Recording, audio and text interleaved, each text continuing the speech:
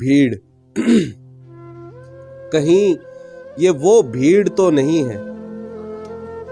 کہیں یہ وہ بھیڑ تو نہیں ہے کہ جو درختوں میں زندہ نبیوں کو کاٹتی تھی، جو وقت تسلیب ابن مریم تماش بین تھی، جو آگ میں پھینکے جانے والے خلیل یزداں پہ ہنس رہی تھی، جو آگ میں پھینکے جانے والے خلیل یزداں پہ ہنس رہی تھی، جو سور کی غار تک نبی کو شہید کرنے چلی گئی تھی، جو شہر طائف میں سنگ اٹھائے نبی کو زخموں سے بھر رہی تھی، جو کربلا میں حسین کے سر کو نیزوں پہ رکھ کے گھومتی تھی، یہ بھیڑ ویسی ہی لگ رہی ہے، یہ بھیڑ ویسی ہی لگ رہی ہے، یہ بھیڑ دعوے تو کر رہی ہے ایک ایسے انسان کی پیروی کے جو اپنے دشمن پہ مہربان تھا۔ اگر کہیں کوئی کوڑا پھینکے تو مسکراتا،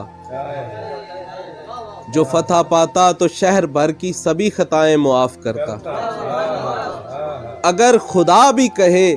کہ طائف کے سنگ باروں کو بد دعا دو تو وہ انہیں بھی دعائیں دیتا۔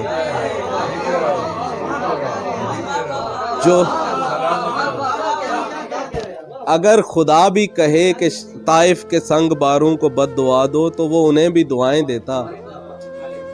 جو قتل کرنے کو ڈھونڈتے تھے انہیں بلا کر گلے لگاتا۔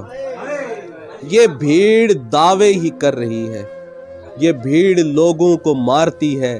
یہ بے گناہوں کو کاٹتی ہے، یہ مسخ کرتی ہے لاش تک کو۔ یہ کس پیغمبر کی پیروی ہے، یہ کس خدا نے کہا ہوا ہے؟